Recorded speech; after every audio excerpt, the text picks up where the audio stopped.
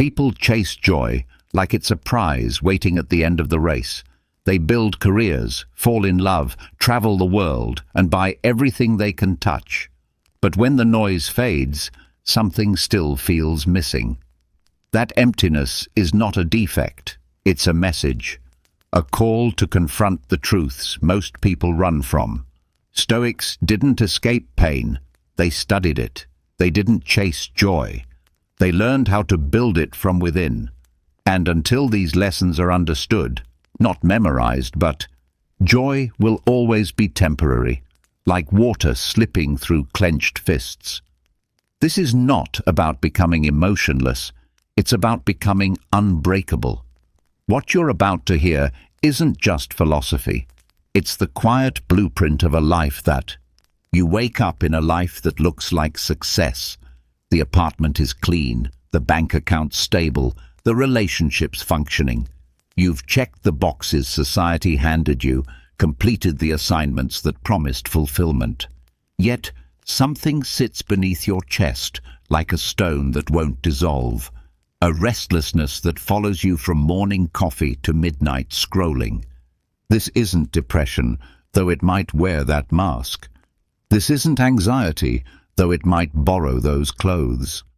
This is something more fundamental, more human.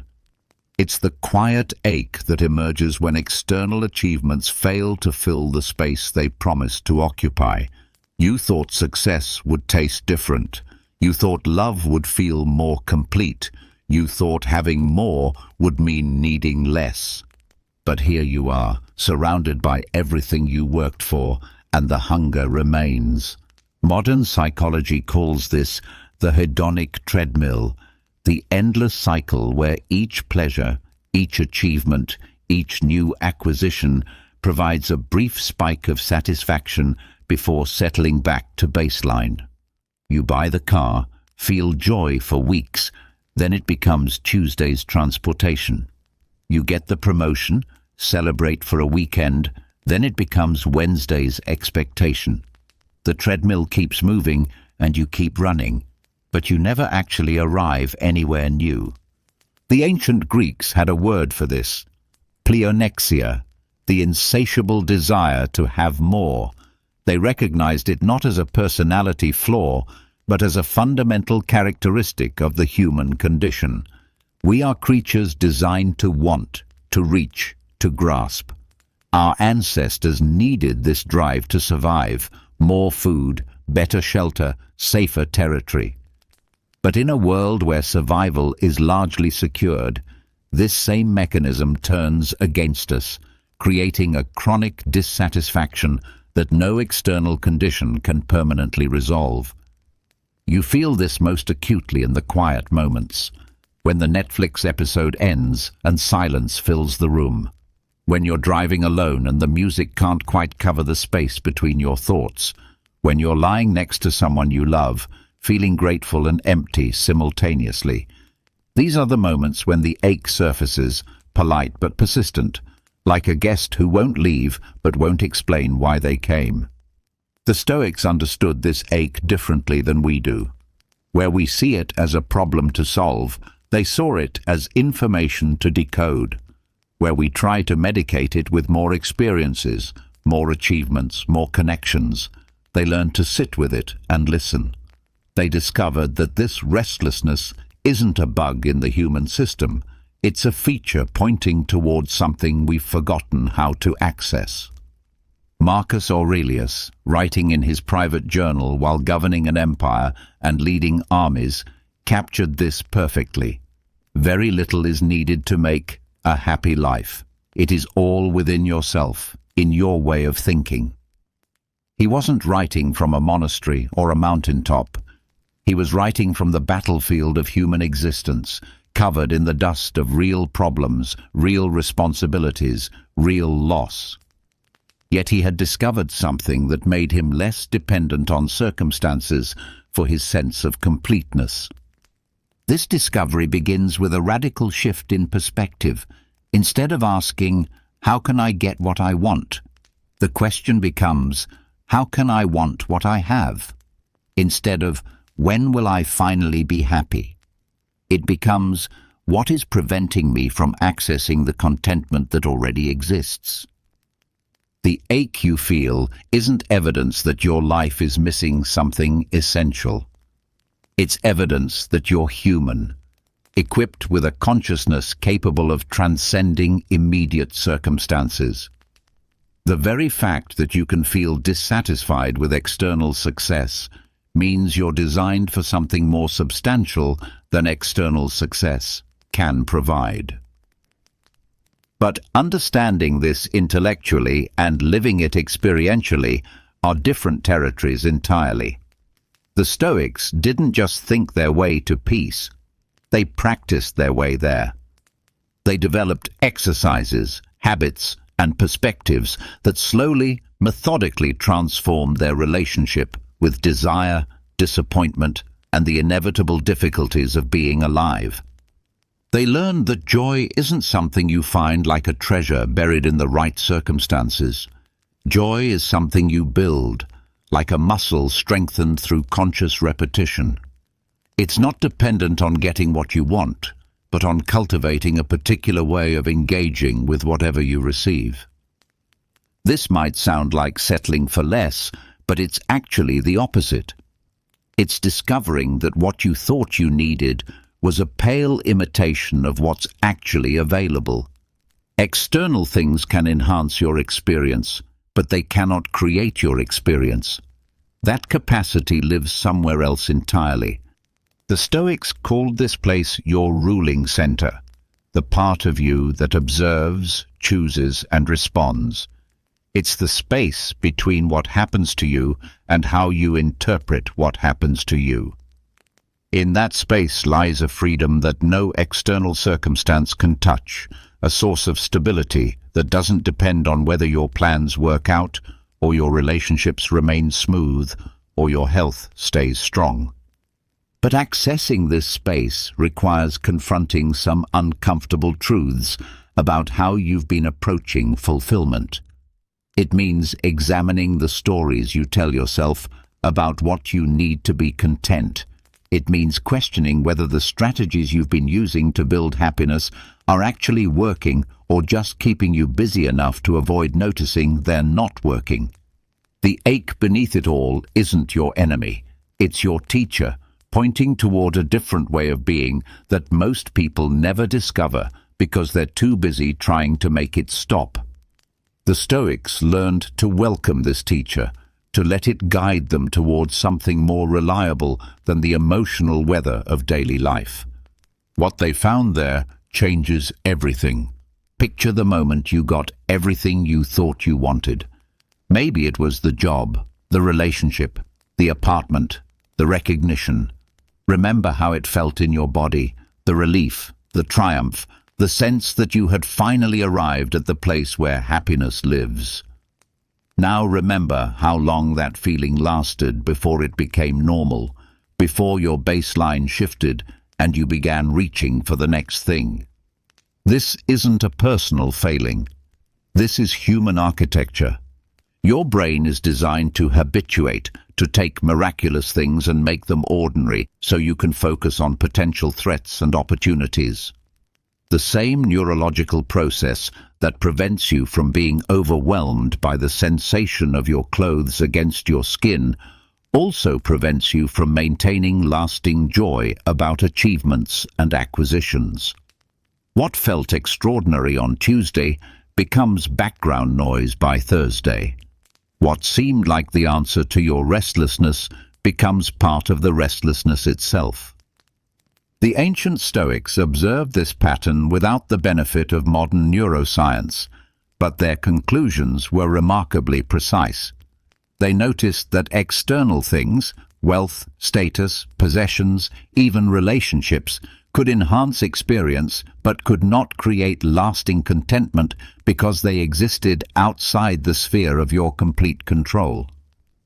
Epictetus, who spent years as a slave before becoming one of history's most influential philosophers, understood this viscerally.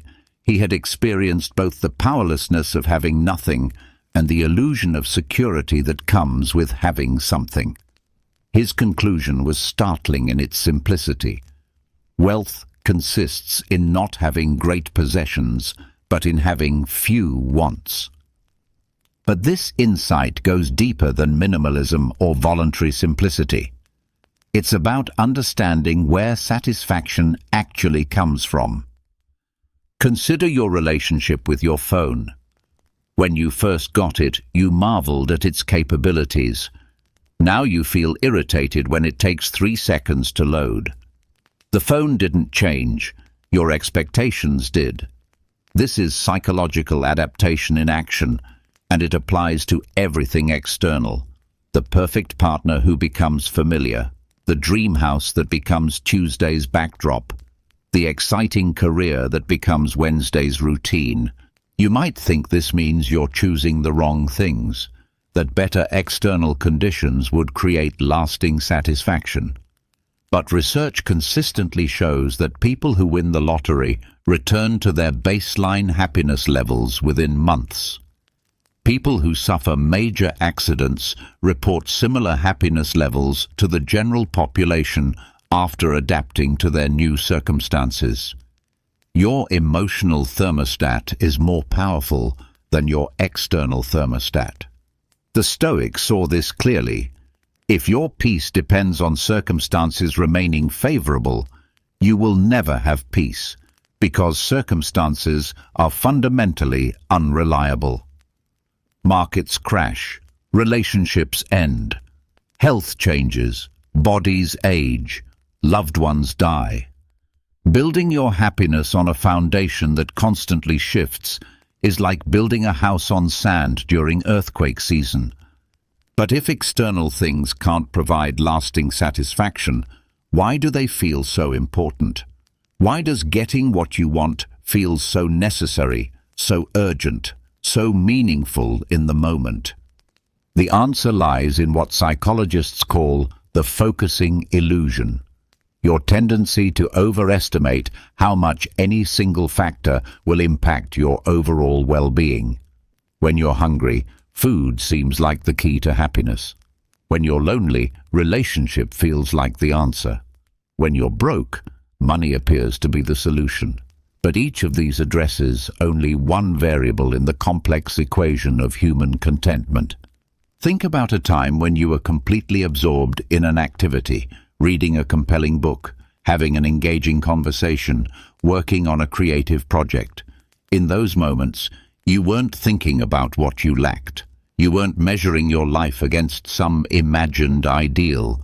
You were fully present with what was happening, and in that presence, satisfaction emerged naturally. This points towards something the Stoics understood intuitively. Contentment isn't about having the right external conditions. It's about developing the right internal conditions.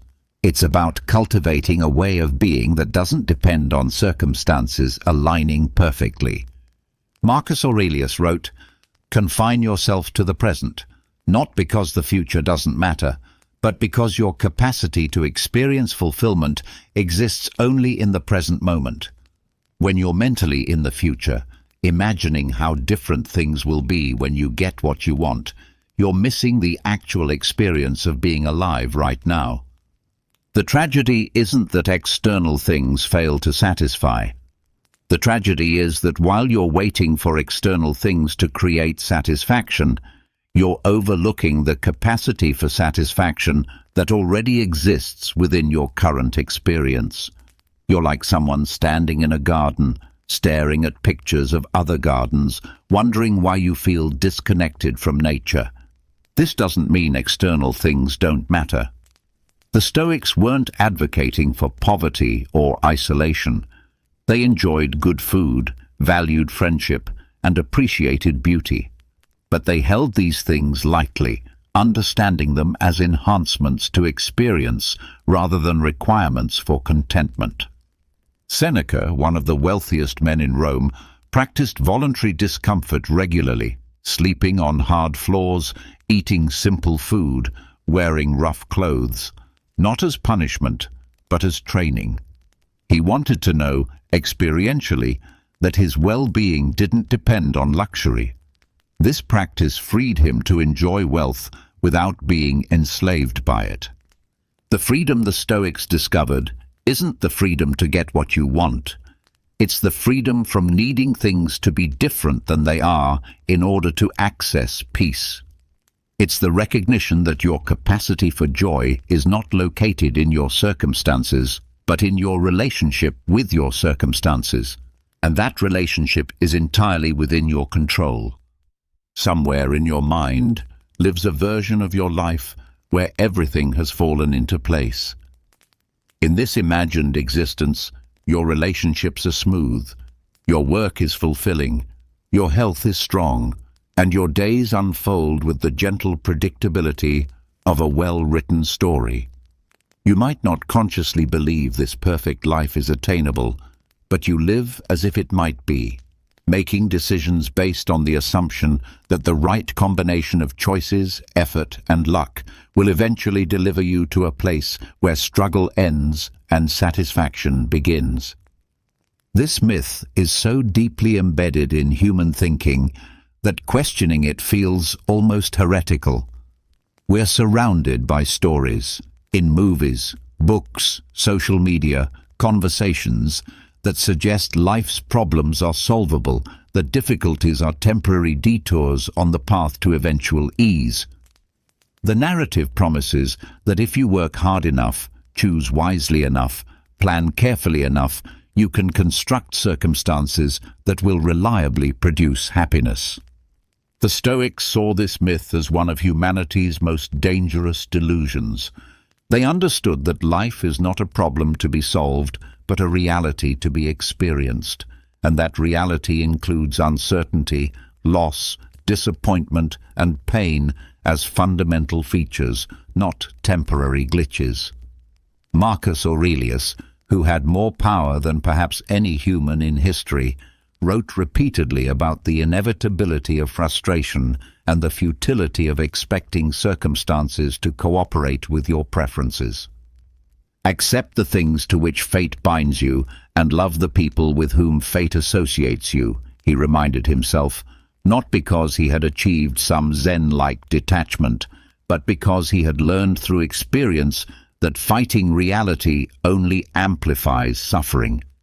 But if the perfect life is a myth, why do you feel such urgency about improving your circumstances? Why does it seem so reasonable to believe that the right job, relationship, living situation, or achievement will finally provide the stability you're seeking?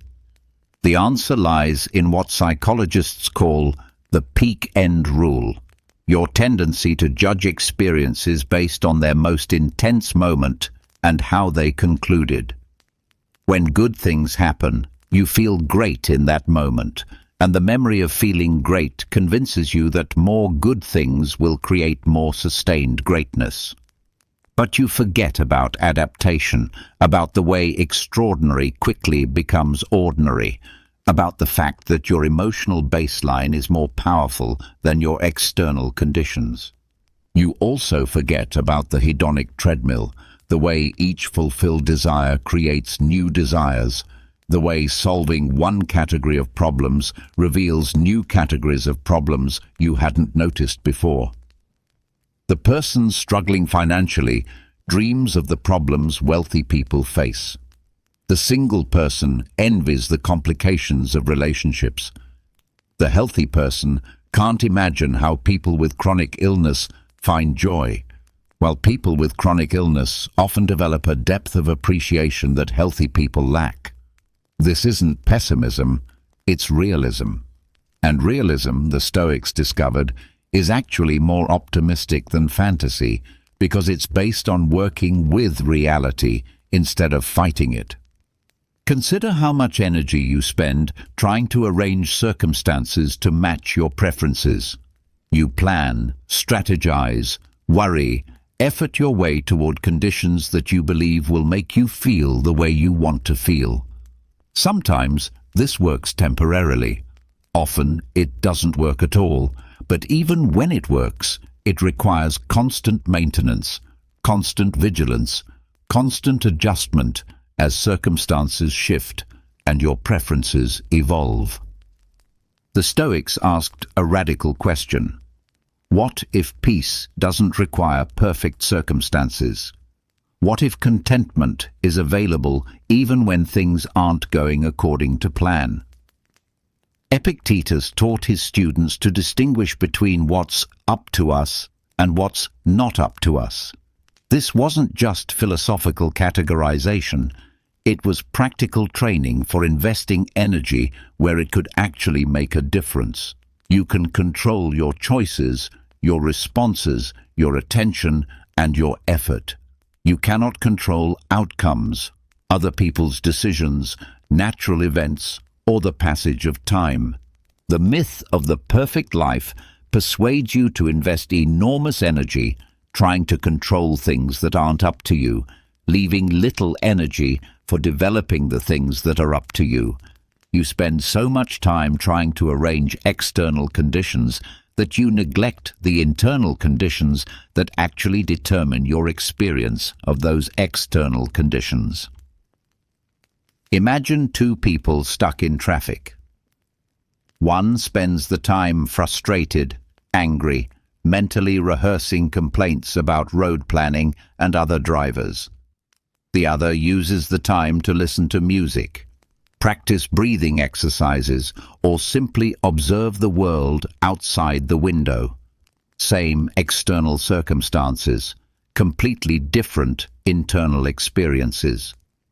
The difference isn't that one person has a better life, it's that one person has developed a better relationship with the life they have.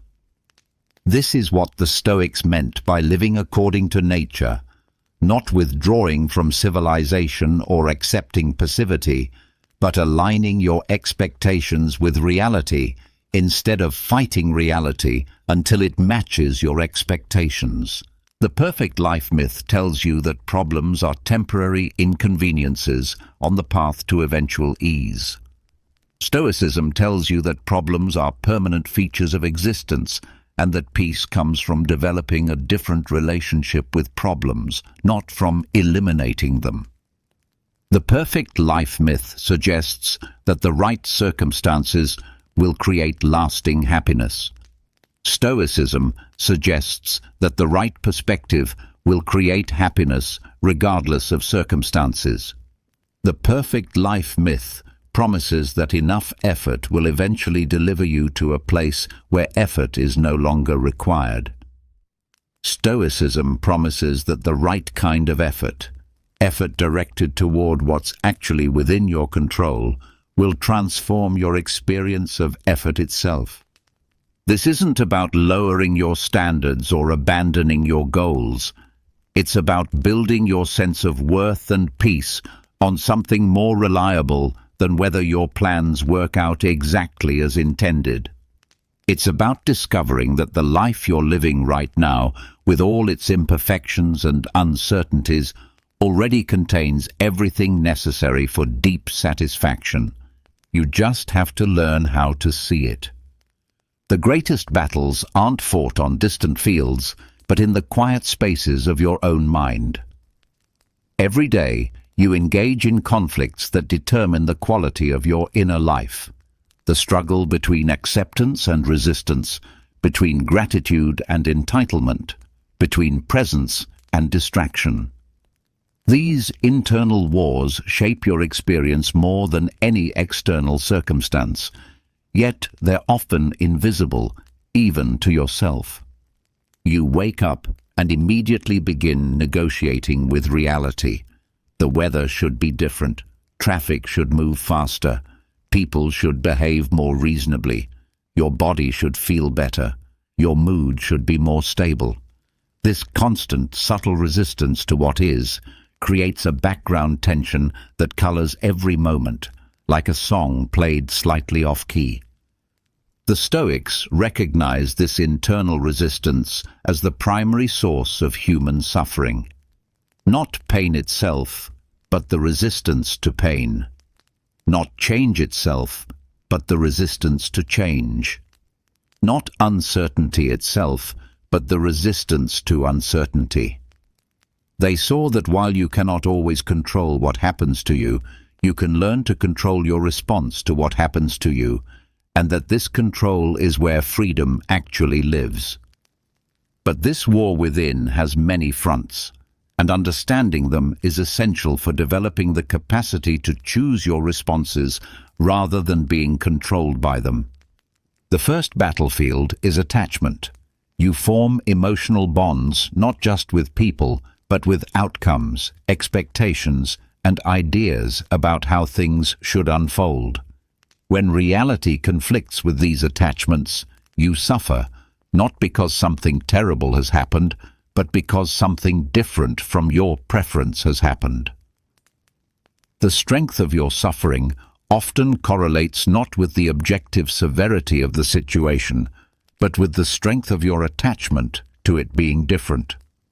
Marcus Aurelius wrote, "You have power over your mind, not outside events. Realize this, and you will find strength." This wasn't philosophical theory for him. As emperor, he faced plagues, wars, betrayals, and the constant pressure of decisions that affected millions of lives. He learned through necessity that his peace couldn't depend on everything going according to plan, because nothing ever went according to plan. The second battlefield is fear, specifically fear of loss. You live in constant, often unconscious anticipation that the good things in your life might disappear. This creates a paradox. The more you have to lose, the more anxiety you carry. Success can become its own prison when you spend your energy protecting what you've gained rather than engaging fully with what you're experiencing. Seneca practiced an exercise called premeditatio malorum, imagining loss before it occurred, not to become pessimistic, but to develop emotional resilience and gratitude for what currently exists. By mentally rehearsing how he would respond to losing his wealth, his reputation, or his loved ones, he freed himself from the anxiety of protecting these things and gained the capacity to enjoy them more fully. The third battlefield is ego, your sense of self that depends on external validation and comparison. The ego wants to be right, to be important, to be special. It creates stories about why you deserve particular outcomes and feels wounded when reality doesn't confirm these stories. The ego makes everything personal, interpreting neutral events as either validation or attack. Epictetus taught that you are not your reputation, your possessions, your achievements, or even your relationships. You are the consciousness that observes and chooses, the part of you that remains constant while everything else changes. This perspective doesn't diminish your importance. It locates your importance in something that can't be threatened by external circumstances. The fourth battlefield is the need for control. You want to be able to influence outcomes, to ensure that your efforts produce the results you intend. When you can't control what happens, you feel powerless and frustrated. But the Stoics discovered that this need for control is based on a fundamental misunderstanding of how life works. Control is largely an illusion. You can influence many things, but you cannot control them completely. The weather doesn't consult your preferences. Other people make decisions based on their own priorities. Your body ages according to its own timeline. Markets fluctuate according to forces beyond your individual influence. Accepting this doesn't make you passive. It makes you effective because it helps you focus your energy where it can actually make a difference. The final battlefield is the resistance to present moment experience. Your mind constantly escapes to the past or future, comparing current reality to memories or projections. You live in a state of chronic dissatisfaction because you're mentally elsewhere, missing the actual life you're living while thinking about the life you've had or the life you might have. This war within is not something to win once and never fight again. It's a daily practice, a moment-by-moment choice to notice resistance as it arises and respond differently. The Stoics developed specific practices for this: evening reflection, to examine the day's internal battles; morning preparation, to set intentions for how to engage with challenges; regular reminders about what's within your control and what isn't. But perhaps most importantly, they learned to approach this internal work with patience and self-compassion. The goal isn't to eliminate all negative emotions or achieve some state of permanent equanimity. The goal is to develop awareness of your internal patterns and the ability to choose your responses rather than being completely controlled by automatic reactions. The war within isn't a problem to solve, but a practice to engage. Every moment of resistance is an opportunity to practice acceptance. Every moment of fear is an opportunity to practice courage. Every moment of ego-driven reaction is an opportunity to practice humility. Every moment of trying to control the uncontrollable is an opportunity to practice surrender. This is where the Stoics found their freedom, not in winning the war within, but in understanding how to fight it skillfully, with wisdom instead of force, with acceptance instead of resistance, with presence instead of escape. The victory isn't the absence of struggle. The victory is the transformation of struggle into practice. They were not marble statues or distant philosophers removed from the mess of human existence. They were people who lived through war, slavery, exile, loss, and the daily friction of navigating relationships, responsibilities, and their own emotional weather. What made them extraordinary was not that they avoided suffering, but that they discovered how to transform suffering into wisdom, chaos into clarity, and restlessness into unshakable peace. Marcus Aurelius governed the largest empire in human history, while plague ravaged his territories and barbarian tribes threatened his borders. He spent years away from his family, leading armies through brutal campaigns, making decisions that determined the fate of millions. His private journal, never intended for publication, reveals not a man who had transcended difficulty, but one who had learned to find stability within difficulty.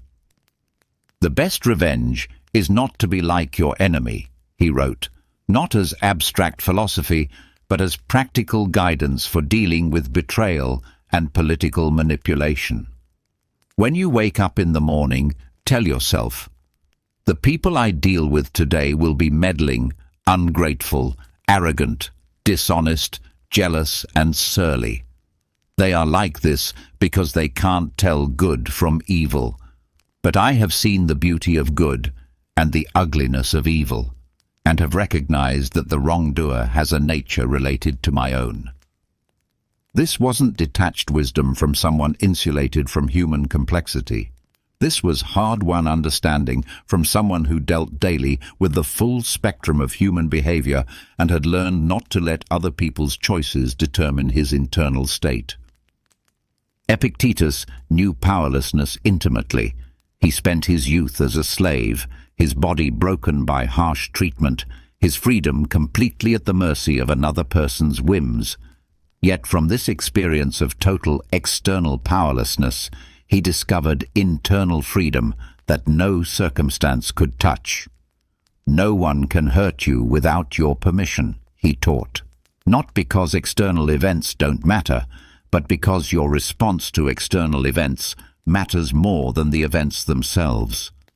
His teachings emerged from lived experience of the worst that humans can do to each other, yet they point toward possibilities for dignity, strength, and joy that exist regardless of external conditions. He had learned that freedom isn't the ability to do whatever you want. It's the ability to want whatever happens, to find meaning and purpose within whatever circumstances you encounter. Seneca navigated the treacherous world of Roman politics while building enormous wealth and trying to maintain his philosophical principles. He was exiled for 8 years, called back to serve as advisor to Emperor Nero, and ultimately forced to commit suicide when he fell out of political favor. His letters reveal someone wrestling with the practical challenges of living philosophically in an unphilosophical world. Every new thing excites the mind, but a mind made stable and steady by long practice is not moved by the sight of anything new, he wrote, drawing from years of experience with both luxury and deprivation, success and failure, favor and disgrace.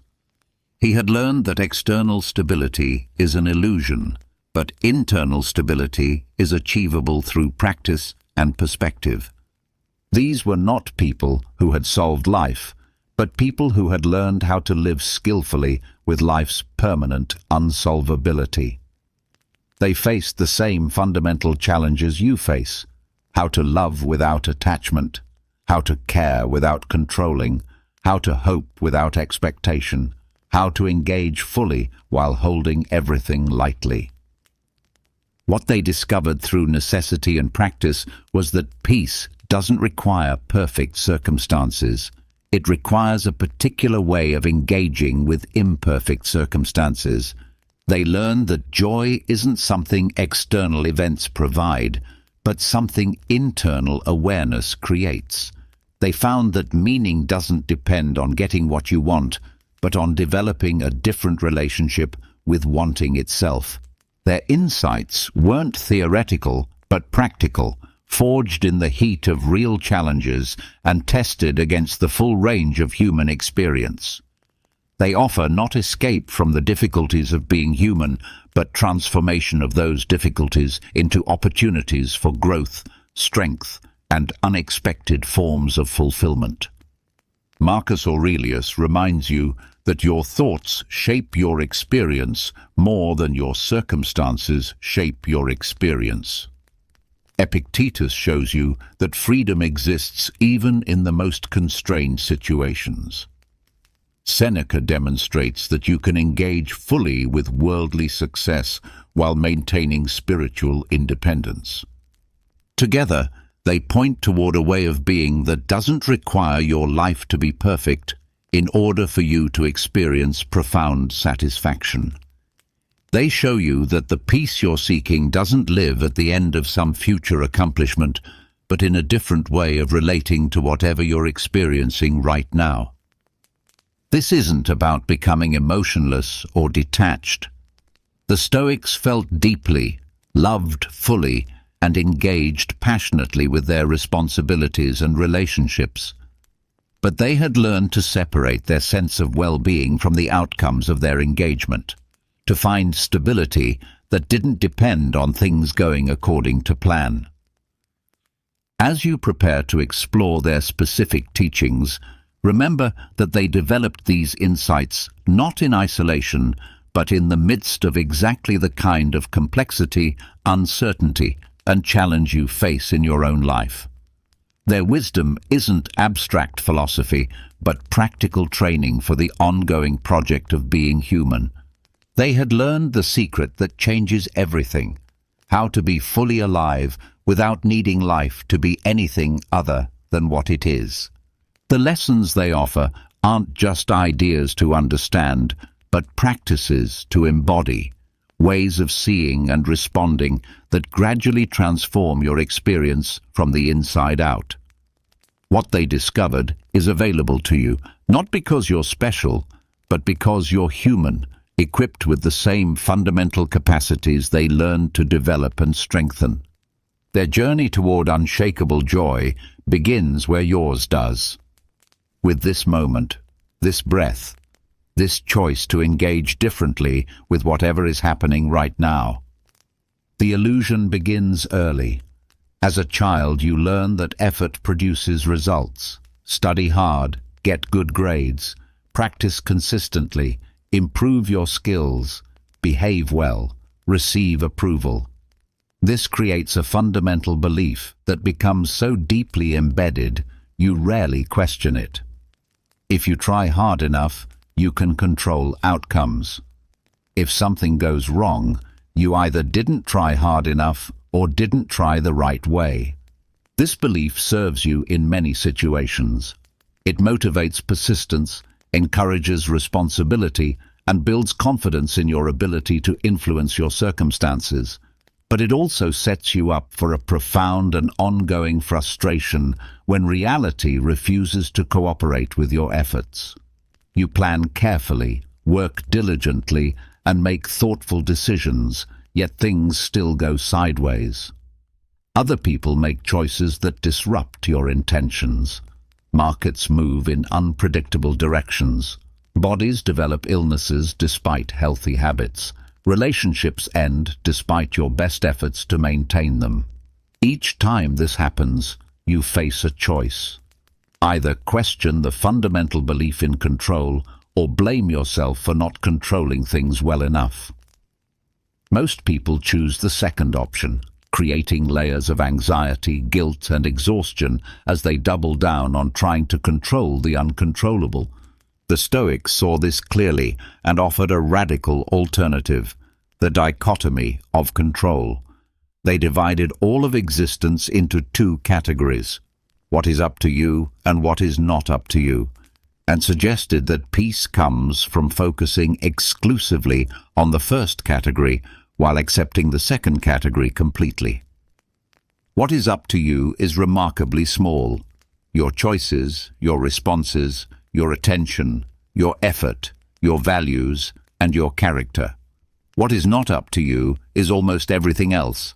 Outcomes, other people's decisions, natural events, your reputation, your health, the past, the future, and whether your efforts produce the results you intend. This distinction isn't theoretical. It's practical training for where to invest your mental and emotional energy. When you spend energy trying to control things that aren't up to you, you create suffering without creating change.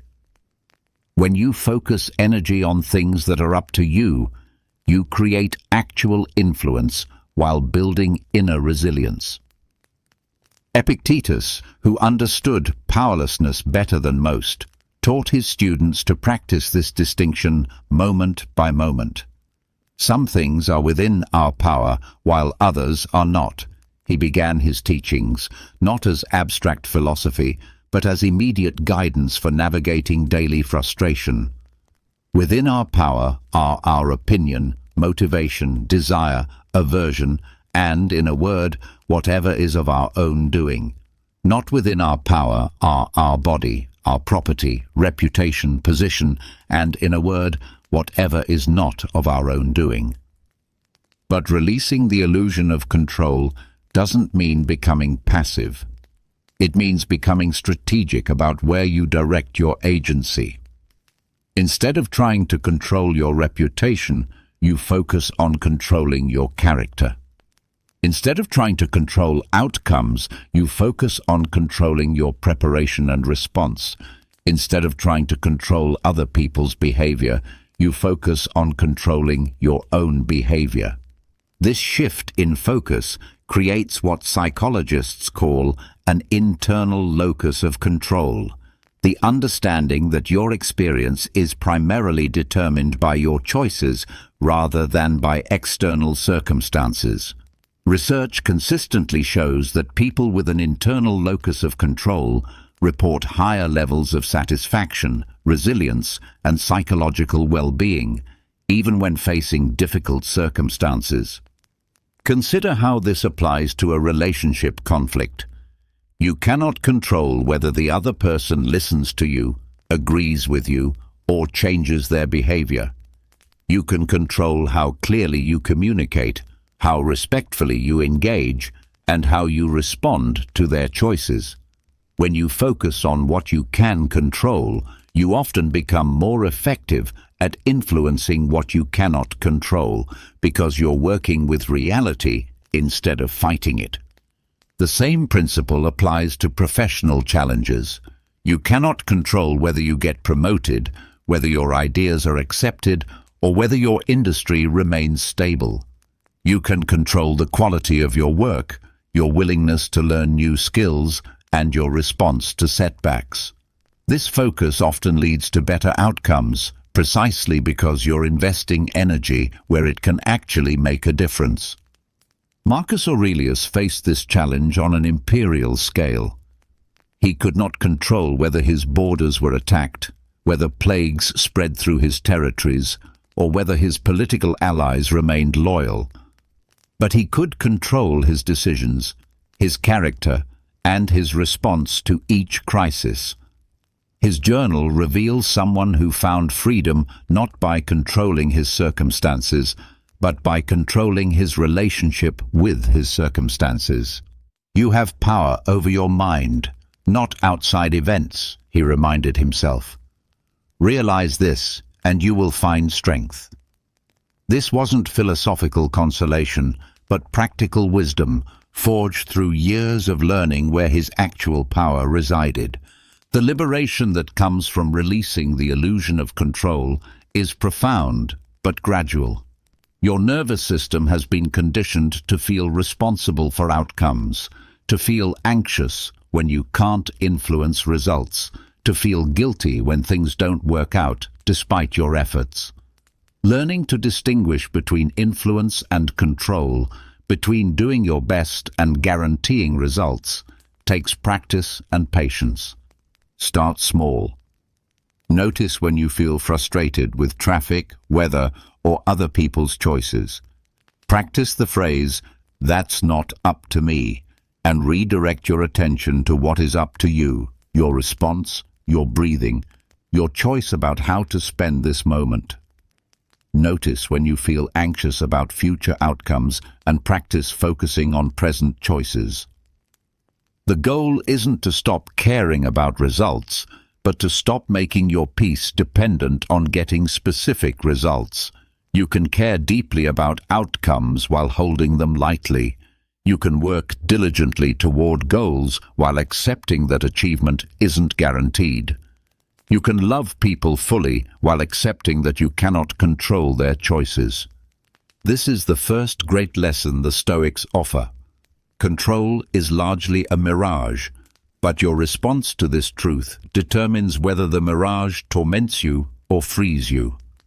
When you stop trying to control what cannot be controlled, you discover remarkable power over what can be controlled. When you stop fighting reality, you find energy to engage with reality skillfully. The peace you're seeking doesn't require controlling your circumstances. It requires controlling your relationship with circumstances that will always remain to some degree beyond your control. This is where real freedom begins. You have been taught to avoid suffering as if it were an enemy, to medicate it, distract from it, or arrange your life to minimize its appearance. This approach seems reasonable. Why would anyone choose pain when pleasure is available? Yet the Stoics discovered something that turns this assumption upside down. Suffering, when engaged consciously, becomes one of life's most effective teachers, sculpting character in ways that comfort never could. This isn't about seeking pain or romanticizing hardship. It's about recognizing that since suffering is inevitable, your relationship with suffering determines whether it destroys you or transforms you. The question isn't whether you will face loss, disappointment, illness, failure, or grief. The question is whether you will allow these experiences to teach you something essential about resilience, compassion, and what actually matters. Marcus Aurelius understood this from direct experience. He lost multiple children, watched plague devastate his empire, and faced betrayal from people he trusted. His private reflections reveal not someone who had transcended pain, but someone who had learned to extract wisdom from pain. The universe is change. Our life is what our thoughts make it, he wrote, not as abstract philosophy, but as practical guidance forged in the fire of real loss. He learned that suffering often reveals strengths you didn't know you possessed. When comfortable routines are disrupted, you discover your capacity to adapt. When relationships end, You learn about your ability to love without guarantee. When health fails, you appreciate vitality you had taken for granted.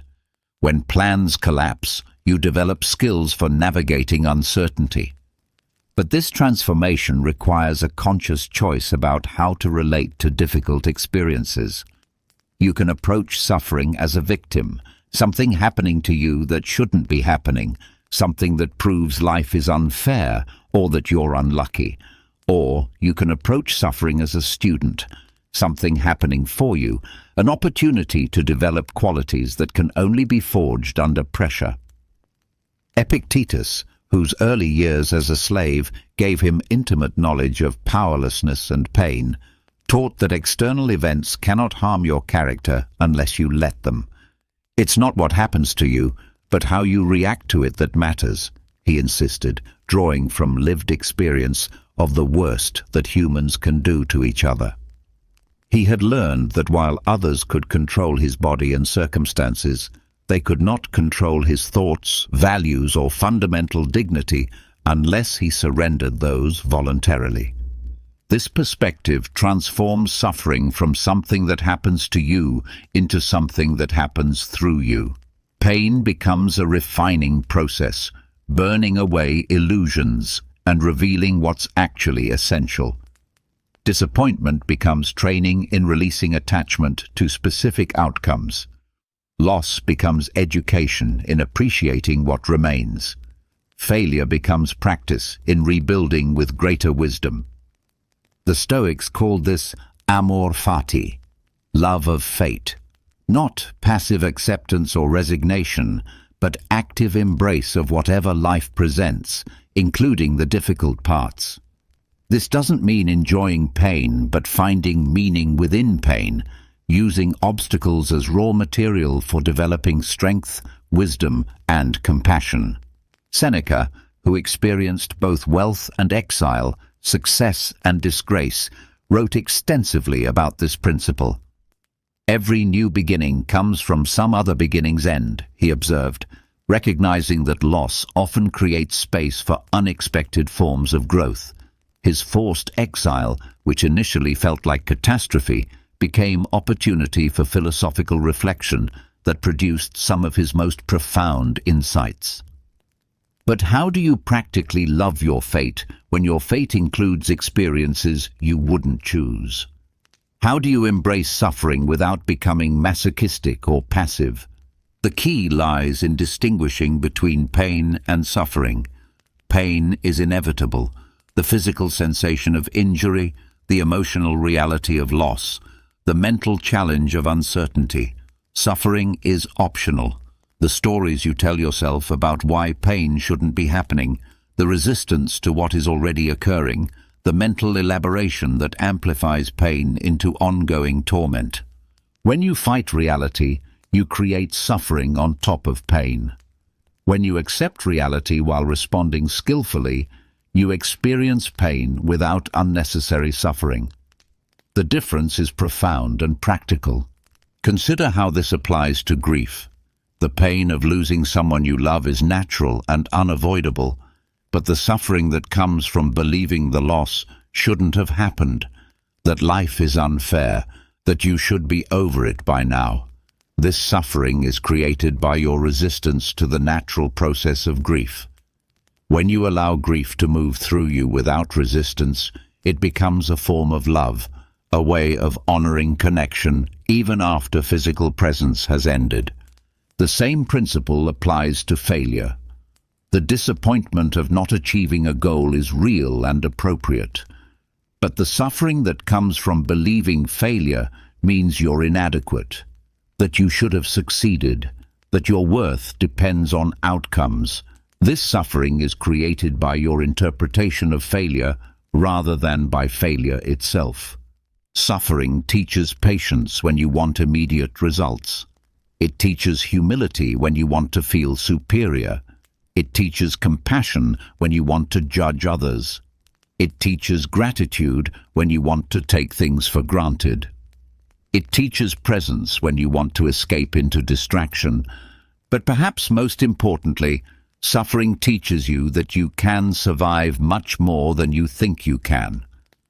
Each time you navigate loss, disappointment, or pain without being destroyed by it, you build evidence of your own resilience.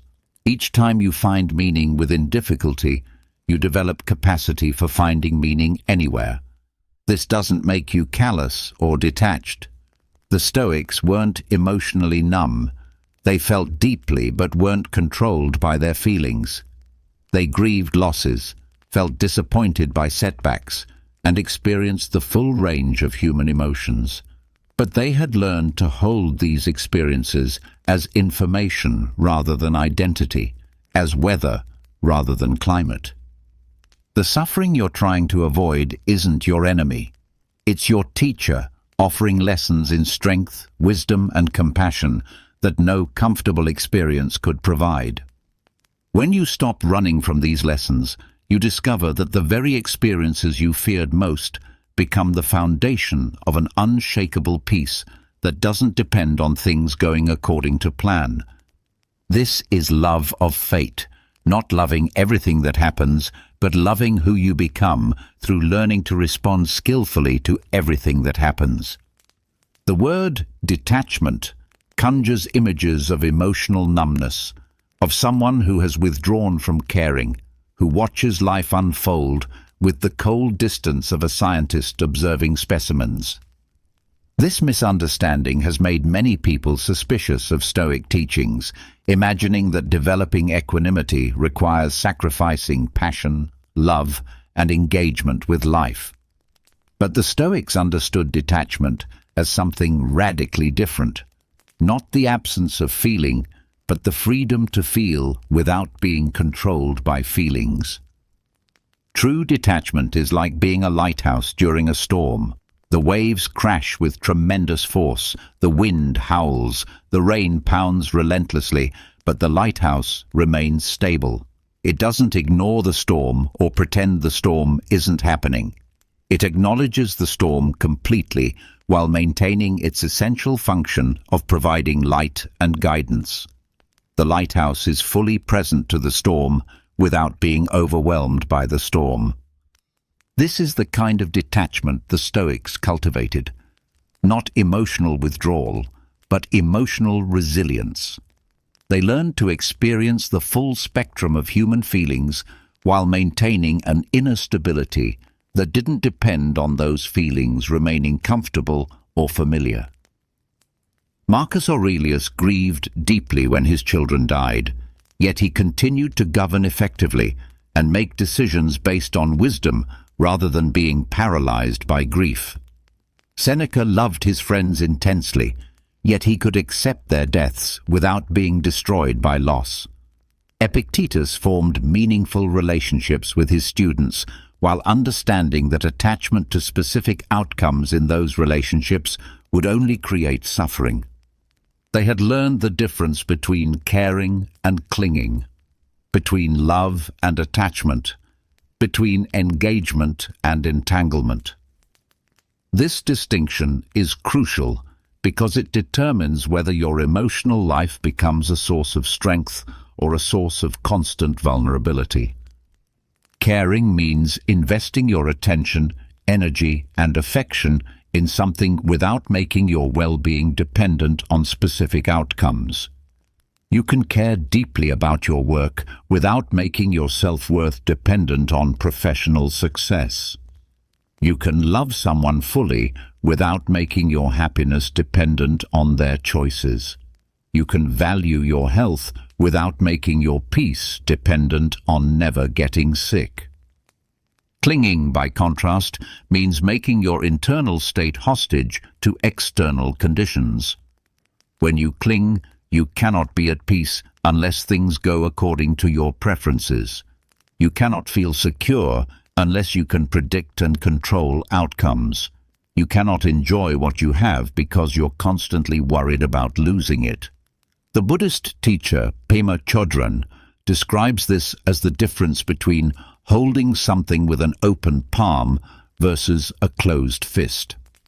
When you hold something with a closed fist, your hand cramps, your arm tires, and you cannot use that hand for anything else. When you hold something with an open palm, you can appreciate it fully while remaining free to respond to whatever else emerges. Psychological research supports this distinction. Studies show that people who can maintain emotional regulation during difficult experiences, feeling their emotions fully without being overwhelmed by them, demonstrate greater resilience, creativity, and problem-solving capacity. They're not suppressing feelings, they're creating space around feelings that allows for conscious response rather than automatic reaction. This space is what the Stoics called the pause, the moment between stimulus and response, where choice becomes possible. Viktor Frankl, a Holocaust survivor and psychologist, captured this perfectly. Between stimulus and response, there is a space. In that space is our power to choose our response. In our response lies our growth and our freedom. But developing this capacity requires practice and patience. Your nervous system has been conditioned to react immediately to emotional triggers, to become the emotion rather than the observer of the emotion. Learning to create space around your feelings feels unnatural at first, like learning to breathe underwater. Start by practicing with smaller irritations. When someone cuts you off in traffic, notice the immediate surge of anger without immediately expressing it or suppressing it. Instead, observe it. I'm noticing anger arising. This is what anger feels like in my body. This is what anger does to my thinking. This observation creates distance between you and the emotion, allowing you to choose your response rather than being controlled by automatic reaction. The same practice applies to positive emotions. When something good happens, notice the pleasure, excitement, or satisfaction without immediately grasping for more or worrying about when it will end. Let yourself feel the emotion fully while maintaining awareness that emotions are temporary experiences, not permanent states. This doesn't make you less passionate or engaged. If anything, it makes you more passionate and engaged because you're no longer using emotional energy to resist emotions or control outcomes. You're free to love fully because you're not afraid of loss. You're free to care deeply because you're not dependent on specific results. You're free to feel intensely because you're not identified with your feelings. The lighthouse doesn't love the storm, but it doesn't hate the storm either. It simply provides light regardless of weather conditions. This is the kind of stability the Stoics cultivated, not the absence of emotional weather, but the ability to function regardless of emotional weather. Seneca put it beautifully. The mind that is anxious about future misfortunes is miserable. It will be suffering before suffering even arrives. Detachment means being fully present to current experience without being tormented by anticipation of future experience or regret about past experience. This creates a paradox that only becomes clear through practice. The less you cling to outcomes, the more you can influence outcomes. The less you depend on feeling good, the more you actually feel good. The less you need things to be different, the more capacity you have to change things skillfully. Detachment is not coldness. It's the warmth of a fire that doesn't depend on external fuel to keep burning. It's the love that doesn't need to possess what it loves. It's the engagement that doesn't require guaranteed results to remain committed. This is the freedom the Stoics discovered. Not freedom from feeling, but freedom within feeling. Not freedom from caring, but freedom from being controlled by caring. Not freedom from life, but freedom to live fully regardless of what life presents. Every morning, ancient Roman generals returning from military victories would ride through the streets of Rome in elaborate triumph parades. The crowds would cheer, music would play, and gold would glitter in the sunlight. But walking beside each general was a slave whose sole responsibility was to whisper in his ear, "Memento mori." Remember, you will die. This wasn't cruelty or pessimism. It was wisdom. The Romans understood that remembering mortality creates clarity about what actually matters. When you truly absorb that your time is limited, that this conversation might be your last with this person, that this day might be your final opportunity to express love or make a meaningful choice, everything sharpens into focus. Most people live as if they have unlimited time, making decisions based on the assumption that there will always be another chance, another conversation, another opportunity to get things right. This illusion of infinite time creates a chronic sense of urgency about trivial things and dangerous complacency about essential things. You rush through traffic to save 3 minutes while postponing difficult conversations for years.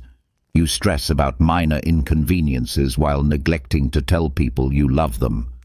The Stoics practiced contemplating death not to become morbid, but to become alive.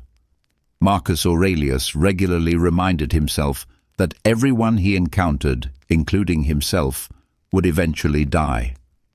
This wasn't depressing. It was liberating. It freed him from petty resentments, trivial concerns, and the exhausting effort of taking everything personally. "You could die today," he wrote in his private journal. "Let this determine your actions, words, and thoughts."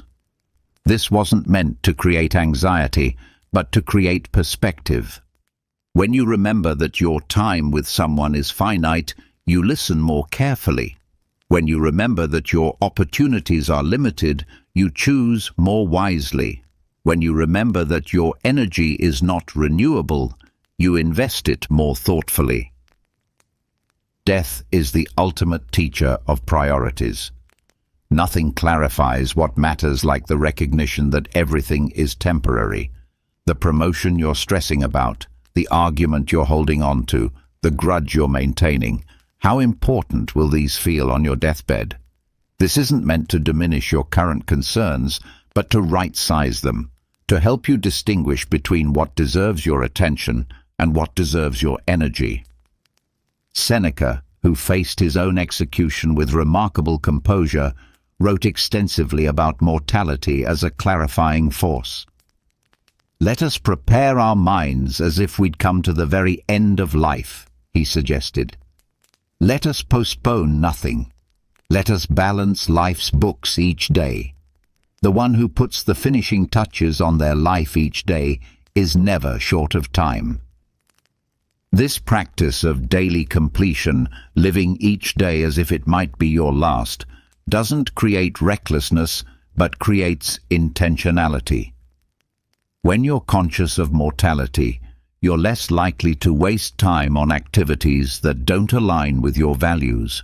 You're more likely to have the difficult conversations, express the important feelings, and take the meaningful risks that fear and procrastination normally prevent. But perhaps most importantly, remembering death transforms your relationship with life. When you truly understand that your existence is temporary, each moment becomes precious, not because it will last forever, but precisely because it won't. The coffee tastes richer because you won't drink it indefinitely. The conversation feels more meaningful because you won't have it eternally. The sunset appears more beautiful because you have limited opportunities to witness such beauty. This is the paradox of mortality. Death doesn't diminish life, it intensifies life. The knowledge that something is finite makes it more valuable, not less valuable. A song you can only hear once becomes more precious than a song you can play infinitely. A person you can only love for a limited time becomes more dear than someone you could love forever. Existential philosophers have long recognized this principle. Heidegger wrote about being toward death as the authentic way of existing, understanding that consciousness of mortality frees you from conformity and social expectations. When you know your time is limited, you're more likely to live according to your own values rather than other people's expectations. But facing mortality honestly requires courage because it means accepting uncertainty and lack of control. You cannot know when death will come, how it will happen, or whether you'll be ready. This uncertainty can create anxiety if you try to control it, or wisdom if you learn to accept it. The Stoics learned to hold death as a companion rather than an enemy. Not someone they welcomed prematurely, but someone whose presence reminded them to live fully while they had the chance. They understood that the fear of death often prevents people from truly living, creating a kind of death before death. Consider how awareness of mortality might change your daily choices. Would you spend as much time scrolling through your phone if you remembered this day will never come again? Would you hold on to anger as tightly if you remembered that your relationship with that person is temporary? Would you postpone expressing love if you remembered that opportunities for expression are finite? This doesn't mean living with constant awareness of death or becoming obsessed with mortality. It means occasionally pausing to remember the preciousness that comes from impermanence. It means using the reality of death as a lens for examining whether your current priorities align with your deepest values. The urgency that comes from remembering mortality is different from the anxiety that comes from trying to accomplish everything immediately. It's the urgency of presence, of attention, of not wasting the gift of consciousness that you've been given for this brief span of time. Marcus Aurelius captured this beautifully. Death smiles at us all, but all a man can do is smile back. This isn't resignation, but recognition. Death is part of the deal of being alive, and fighting this reality only prevents you from enjoying the time you have. When you stop running from the fact of mortality and start using it as guidance for how to live, everything changes. Not because life becomes easier, but because life becomes clearer. The fog of trivial concerns lifts, and what remains is what has always mattered: love, meaning, connection, growth, and the precious opportunity to be conscious in a universe that has given you this temporary gift of awareness. Death gives life its urgency not to make you afraid, but to make you awake. You have been searching for joy in all the wrong places, not because you're foolish, but because you've been taught to look for it where it cannot be found. The culture around you suggests that joy is a discovery waiting to happen. The right relationship, the perfect job, the ideal living situation, the achievement that will finally deliver the happiness you've been seeking. But the Stoics understood something that transforms this entire approach. Joy is not something you find, but something you build. Not a destination you reach, but a capacity you develop. This realization changes everything, because it means joy is not dependent on external circumstances cooperating with your preferences. It means you don't have to wait for your life to be perfect to access deep satisfaction. It means that regardless of what has happened to you or what might happen to you, the fundamental capacity for contentment exists within your current experience, but only if you learn how to construct it. Building joy is like developing any other skill. It requires practice, patience, and the understanding that mastery comes through repetition rather than inspiration. You don't become physically strong by waiting to feel motivated to exercise. You become strong by exercising whether you feel motivated or not, until strength becomes part of your natural capacity. The same principle applies to emotional resilience, mental clarity, and the ability to access contentment regardless of circumstances. The Stoics developed specific practices for building this capacity, daily exercises that gradually transformed their relationship with whatever life presented. These weren't theoretical concepts, but practical tools, tested through years of application in the midst of real challenges and refined through direct experience of what actually works. The first building block is gratitude, but not the superficial gratitude that pretends everything is wonderful. This is archaeological gratitude, the practice of excavating appreciation from whatever exists, even when what exists is difficult, disappointing, or painful. Marcus Aurelius practiced this by beginning each day with reflection on what he could appreciate about his current circumstances, no matter how challenging they were. This practice trains your attention to notice what's working rather than only what's broken, what's present rather than only what's missing, what's possible rather than only what's problematic. Your brain has a natural negativity bias. It's designed to scan for threats and problems as a survival mechanism.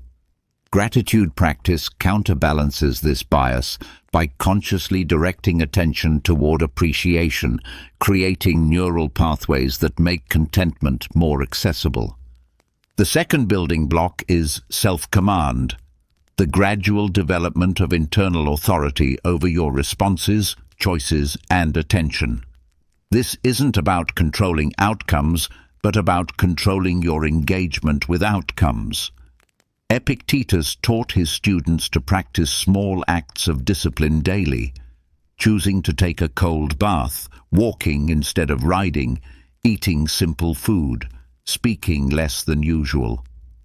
These exercises weren't about deprivation, but about building the capacity to choose consciously rather than reacting automatically.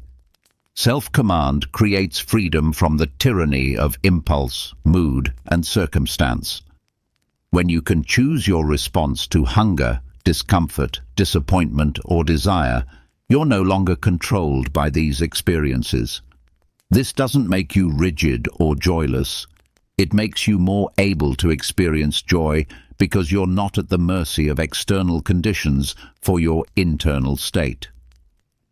The third building block is present moment awareness, the practice of returning attention to what's actually happening now rather than being mentally elsewhere. Your mind naturally travels to the past and future, comparing current reality to memories or projections.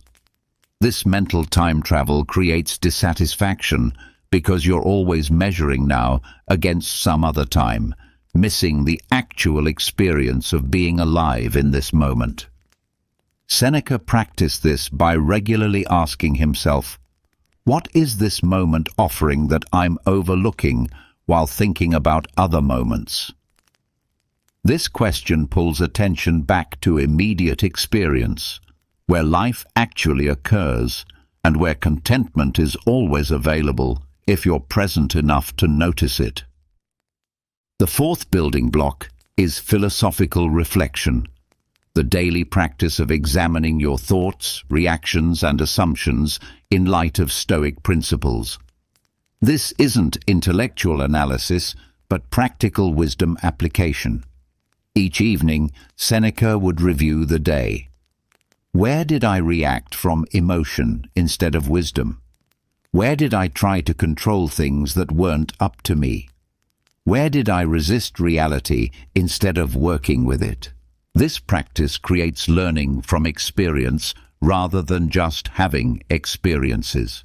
Without reflection, you can go through the same challenges repeatedly without developing greater capacity to handle them.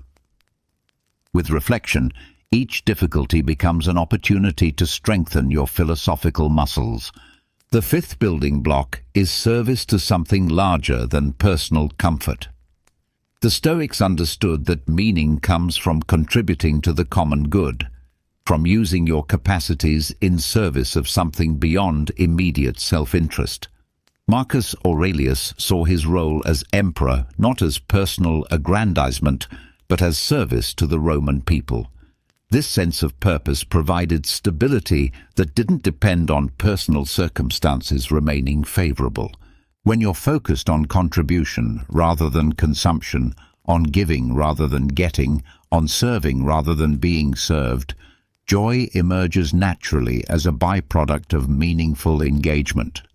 This isn't martyrdom or self-sacrifice. It's the recognition that fulfillment comes from aligning your actions with your values rather than from accumulating experiences or possessions. These building blocks work together to create what the Stoics called ataraxia, unshakable tranquility that doesn't depend on external conditions remaining stable. This isn't emotional numbness, but emotional resilience. This isn't passive acceptance, but active engagement with reality as it is rather than as you wish it were. Building joy is daily work, like tending a garden or maintaining physical fitness. Some days the work feels natural and rewarding. Other days it feels difficult and mechanical.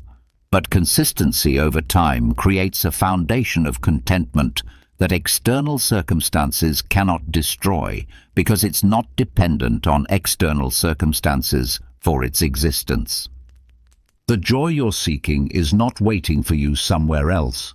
It's available right now, in this moment, through the conscious cultivation of gratitude, self-command, presence, reflection, and service.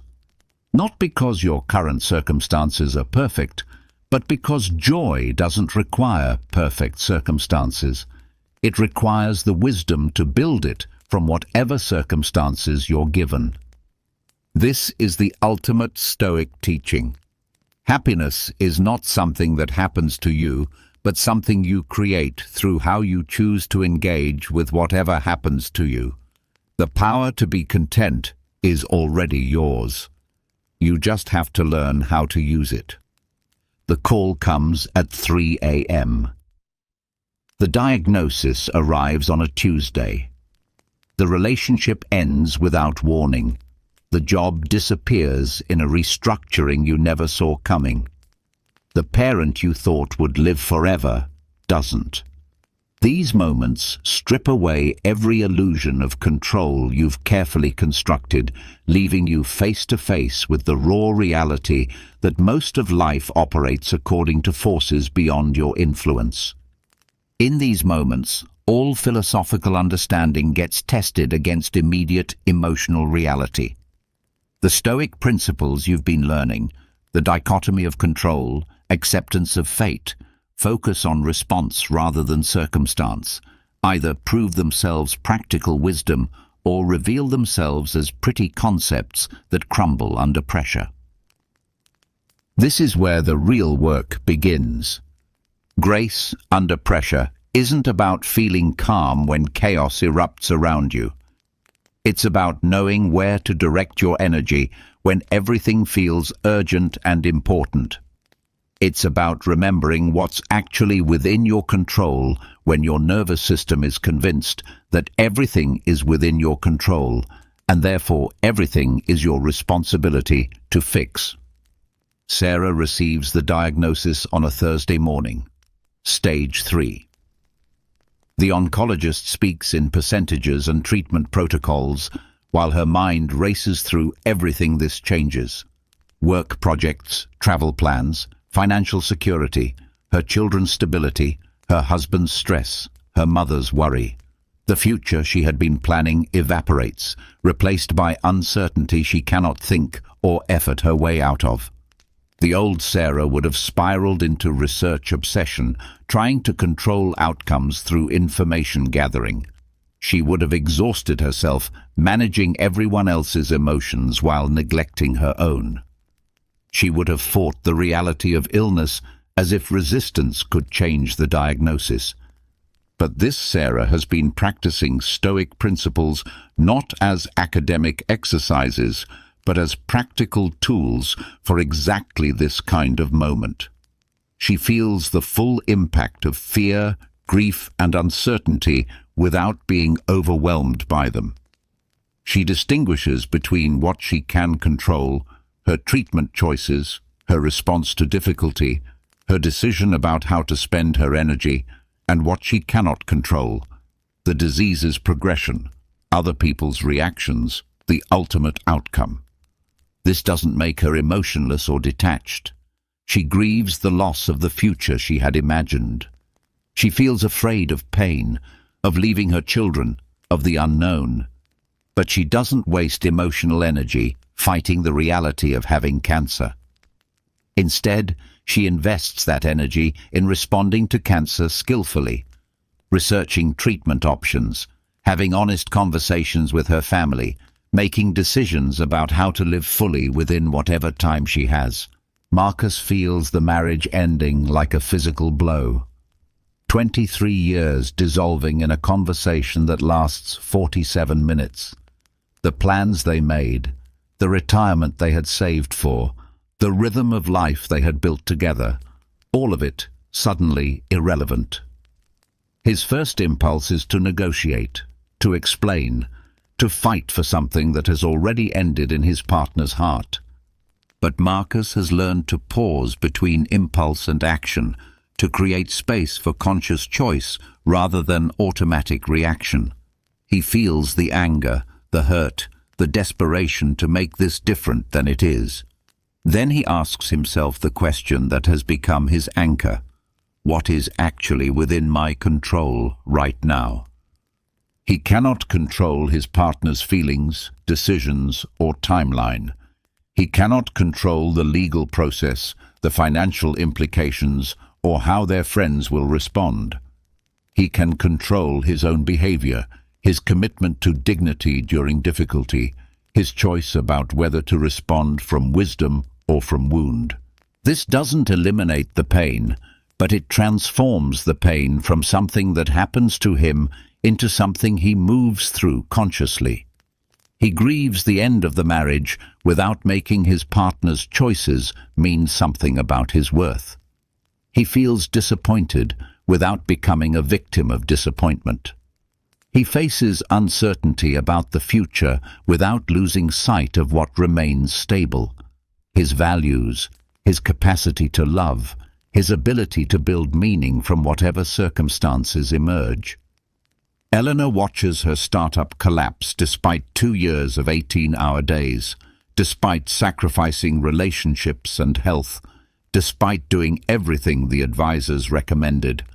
The funding falls through. The team disperses. The vision she had poured her life into becomes a folder of documents on a computer drive. The old Eleanor would have taken this as personal failure, evidence that she wasn't smart enough, hadn't worked hard enough, didn't deserve success. She would have replayed every decision, looking for the moment where different choices might have produced different results.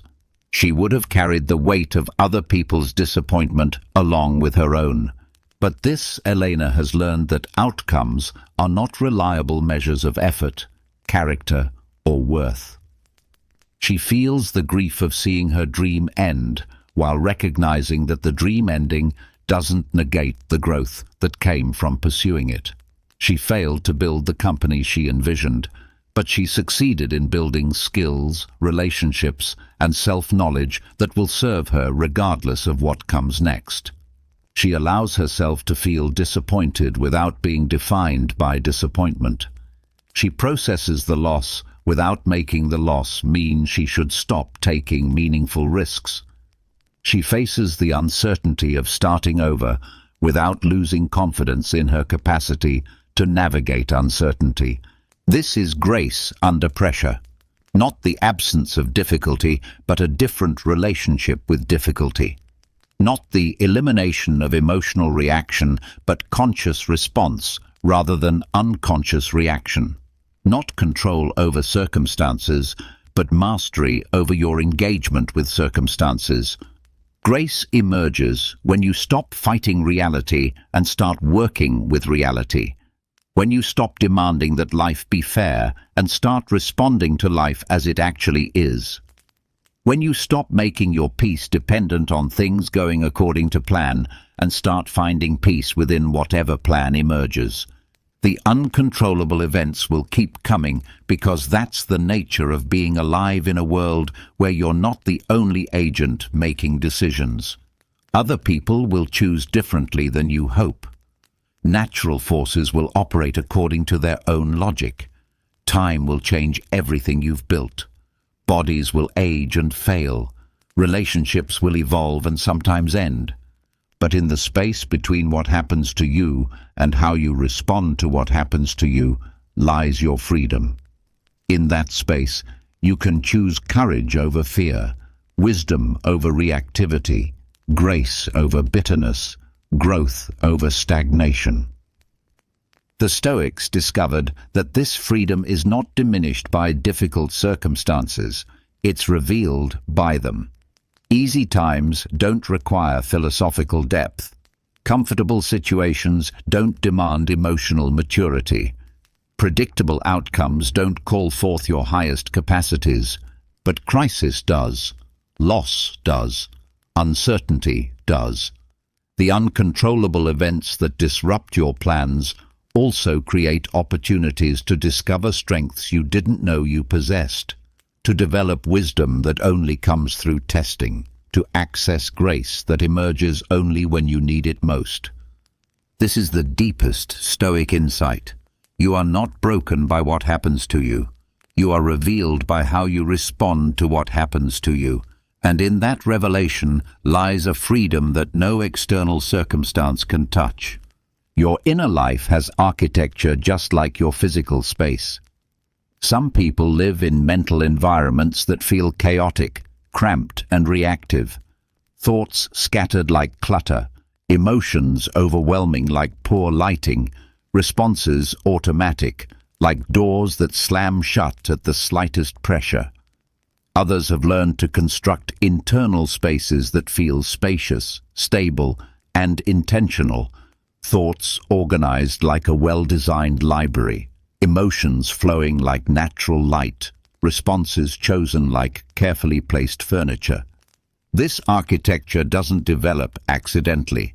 It requires the same conscious design, patient construction, and ongoing maintenance that any lasting structure demands. The Stoics understood that joy, peace, and resilience aren't personality traits you either have or lack. They're capacities you build through daily practice, brick by brick, choice by choice, moment by moment. Consider how you currently begin your day. Do you reach for your phone before your feet touch the floor, immediately filling your consciousness with other people's thoughts, problems, and agendas? Do you check email before you've checked in with yourself, starting the day reactive rather than intentional? Or have you created a morning ritual that grounds you in your own values and priorities before engaging with external demands? Marcus Aurelius began each day with written reflection, using his private journal not just to record events, but to remind himself of Stoic principles, to prepare mentally for the challenges ahead, to align his intentions with his deepest values. These weren't abstract philosophical musings, but practical preparation for governing an empire while maintaining inner equilibrium. When you wake up in the morning, he wrote to himself, think of what a precious privilege it is to be alive, to breathe, to think, to enjoy, to love. Then make that day count. This wasn't positive thinking, but intentional thinking, deliberately directing attention toward appreciation and purpose rather than allowing his mind to default to worry and reactivity. Seneca practiced evening reflection with equal discipline, examining each day like a craftsman, evaluating his work. Where did I respond wisely? Where did I react from emotion rather than wisdom? What can I learn from today's challenges to handle tomorrow's more skillfully? This practice transformed daily experience from something that happened to him into raw material for developing character and wisdom. But inner architecture goes beyond morning and evening practices. It includes the small, seemingly insignificant choices that accumulate over time to create your internal environment. How you respond when someone cuts you off in traffic. Whether you complete tasks you've committed to completing. How you speak to yourself when you make mistakes. Whether you choose the easy path or the growth path when facing minor discomforts. Epictetus taught his students to practice discipline in small things as training for maintaining wisdom in large things. Choose to take cold baths when warm ones are available. Walk when you could ride. Eat simple food when elaborate options exist. Speak less than you want to speak.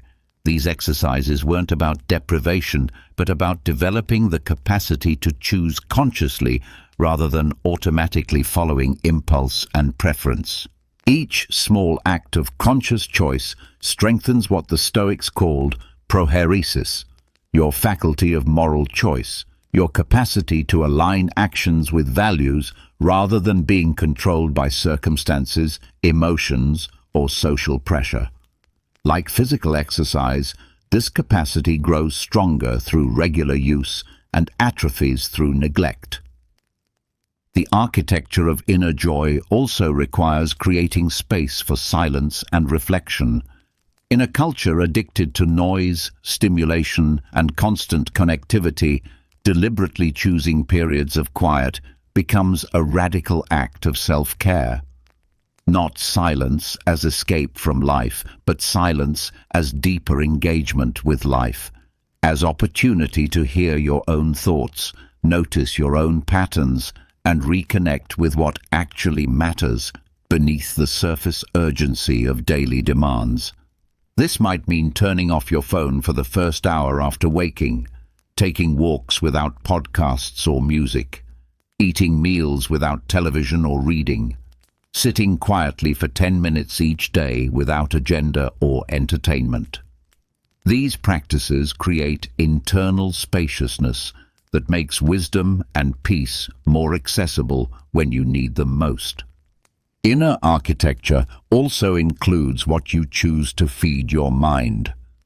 Just as your physical body is built from the food you consume, your mental and emotional body is built from the information, relationships, and experiences you regularly absorb. Reading philosophical texts, spending time with people who challenge you to grow, engaging with art that elevates your consciousness, these choices shape your internal environment as surely as choosing healthy food shapes your physical health. The Stoics were particular about their intellectual diet.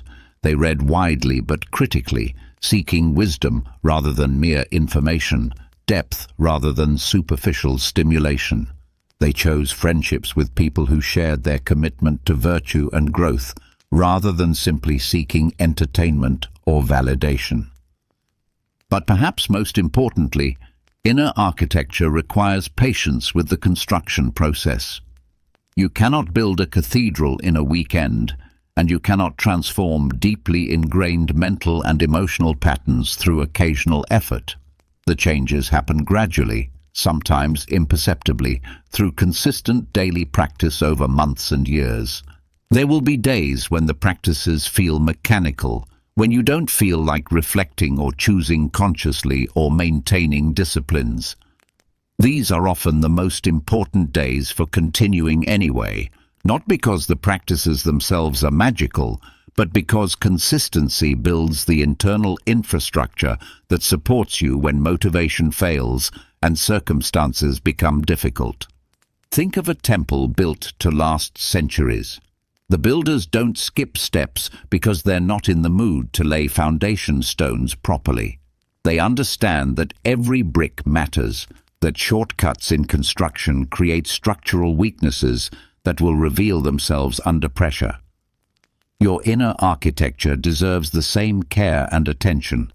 The goal isn't perfection, but progress. Not the elimination of all negative thoughts and emotions, but the development of a different relationship with thoughts and emotions. Not constant happiness, but consistent access to the kind of deep contentment that doesn't depend on external circumstances remaining favorable. As you build this inner architecture, you'll notice changes that feel almost magical but are actually quite logical. Situations that used to overwhelm you become manageable. People who used to trigger automatic reactions lose their power to control your emotional state. Setbacks that used to feel devastating become opportunities for applying wisdom. Joy that used to feel dependent on everything going right becomes accessible even when things go wrong. This is the power of inner architecture. It creates a stable foundation for experiencing whatever life presents. The storms still come, but you're no longer at their mercy. The challenges still arise, but you meet them from a place of strength rather than reactivity. The difficulties still matter, but they no longer determine whether you can access peace. You become like the temple the Stoics envisioned, beautiful, functional, and built to last. Cherry blossoms bloom for only a few weeks each spring, and it's precisely their brevity that makes them so achingly beautiful. People travel thousands of miles to witness these moments of perfect fragility, knowing that waiting another week might mean missing them entirely. The flowers are beautiful, not despite their impermanence, but because of it. Their temporary existence makes each petal more precious, each viewing more meaningful, each moment of bloom a gift to be received rather than possessed. Everything in your life follows the same principle, though you spend most of your energy trying to pretend it doesn't. Your relationships are temporary, not because they're destined to fail, but because everyone involved is changing, aging, and will eventually die. Your health is temporary, not because illness is inevitable, but because bodies are dynamic systems that cannot remain static forever. Your current circumstances are temporary, not because nothing good can last, but because life is a process of constant becoming rather than a state of permanent being. Most people experience impermanence as a problem to solve, a source of anxiety to manage, a reality to resist through planning, insurance, and the illusion of control. They love something and immediately begin worrying about losing it. They enjoy a moment and immediately start trying to make it permanent. They find happiness and immediately start building walls around it to protect it from change. But the Stoics discovered something revolutionary. Impermanence is not the enemy of joy, but its deepest source. When you truly accept that everything you love is temporary, you stop taking it for granted. When you truly understand that every moment is unrepeatable, you pay attention differently. When you truly embrace that nothing lasts forever, you become present to what exists right now. This isn't about becoming resigned or passive. It's about discovering the fierce tenderness that emerges when you love something without needing to possess it permanently, when you care deeply without demanding guarantees, when you invest fully without requiring control over outcomes. Maria learned this lesson while caring for her mother through the final stages of Alzheimer's. Each day brought visible losses, memories disappearing, personality shifting, the woman who had raised her gradually becoming someone else entirely. Maria's initial response was to fight these changes, to spend enormous energy trying to keep her mother mentally present, to rage against the disease that was stealing the person she loved. But somewhere in the middle of this process, Maria's perspective shifted. Instead of focusing on what was being lost, she began noticing what remained. Instead of grieving the conversations they could no longer have, she learned to appreciate the wordless moments of connection they could still share.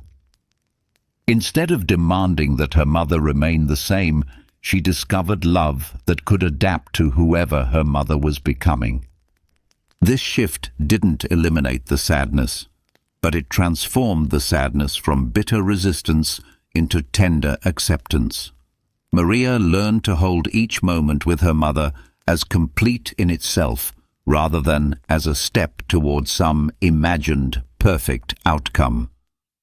She stopped trying to make their relationship permanent and started allowing it to be exactly what it was in each present moment. The beauty of impermanence reveals itself when you stop fighting it and start working with it. Like a skilled sailor who doesn't resist the wind but uses it to move in the desired direction, you can learn to use the temporary nature of existence as guidance for how to live rather than as evidence that life is tragic. When you know that your time with someone is limited, you listen more carefully to their stories. When you understand that your current phase of life won't last forever, you engage more fully with its unique opportunities and challenges. When you accept that your body will age and change, you appreciate its current capacities instead of taking them for granted. This perspective transforms ordinary moments into occasions for gratitude. The morning coffee becomes more flavorful when you remember that you won't drink it forever. The conversation with your child becomes more precious when you accept that they're growing up and changing every day. The walk in your neighborhood becomes more meaningful when you understand that seasons change, bodies age, and opportunities for simple pleasures are finite. Death, in this context, becomes not the opposite of life, but life's most profound teacher. The knowledge that everything ends gives everything weight. The fact that nothing lasts forever makes everything matter right now. Mortality isn't the enemy of meaning, it's the source of meaning, creating urgency without anxiety, preciousness without possessiveness. Marcus Aurelius understood this deeply. Despite having more power than perhaps any human in history, he regularly contemplated the temporary nature of his empire, his relationships, and his own existence. Loss is nothing else but change, and change is nature's delight, he wrote. Not as consolation for loss, but as recognition that change is the very mechanism through which life creates beauty, growth, and meaning. But accepting impermanence doesn't mean becoming passive about change or indifferent to outcomes. It means engaging fully with whatever phase of life you're in, while holding it lightly enough that you can adapt when it inevitably transforms into something else. It means caring deeply without clinging desperately. It means loving completely without demanding permanence. This creates a paradox that only becomes clear through experience. The more fully you accept that something is temporary, the more completely you can enjoy it. The more deeply you understand that someone will eventually leave your life, the more presence you bring to your time together. The more clearly you see that your current circumstances will change, the more gratitude you feel for what they offer right now. Seneca practiced this by regularly imagining the loss of things he valued, not to become pessimistic, but to cultivate appreciation. By mentally rehearsing how he would respond to losing his wealth, his reputation, or his loved ones, he freed himself from the anxiety of protecting these things and gained the capacity to enjoy them more fully while they remained. The beauty of impermanence is that it makes everything a gift rather than an entitlement. You didn't earn the sunset. It was given to you for this moment. You didn't deserve the love you receive. It was offered to you for however long it lasts. You didn't purchase your health. It was granted to you for this period of your life. When you see life as a series of gifts rather than possessions, impermanence becomes not a threat, but a reminder to receive each gift fully.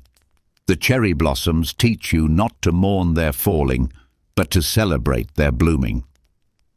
The temporary nature of everything beautiful teaches you not to grasp, but to appreciate, not to possess, but to witness, not to control, but to participate. This is the deepest form of love, loving something so completely that you're willing to let it be exactly what it is, for exactly as long as it lasts, without demanding that it be anything else or last any longer than it does. In this love lies a freedom that no circumstance can threaten, because it doesn't depend on circumstances remaining the same. It's the freedom to be fully present to whatever is happening right now, knowing that right now is all any of us ever actually have. The most radical act of love is to want someone to become fully themselves, even when that self differs from who you need them to be. This sounds simple until you examine how much of what you call love is actually a sophisticated form of negotiation. You'll provide affection, attention, and approval in exchange for behavior that makes you feel secure, validated, or comfortable. You love them for who they are, you tell yourself, while subtly trying to shape them into who you want them to be. True love requires letting go of the fantasy that you can love someone into remaining the same forever. People grow, change, discover new aspects of themselves, and sometimes evolve in directions you didn't anticipate or wouldn't choose. Your partner develops interests that don't include you. Your children make decisions you wouldn't make. Your friends move through phases that feel foreign to your experience. Your parents age into versions of themselves you don't recognize. The choice in these moments is always the same.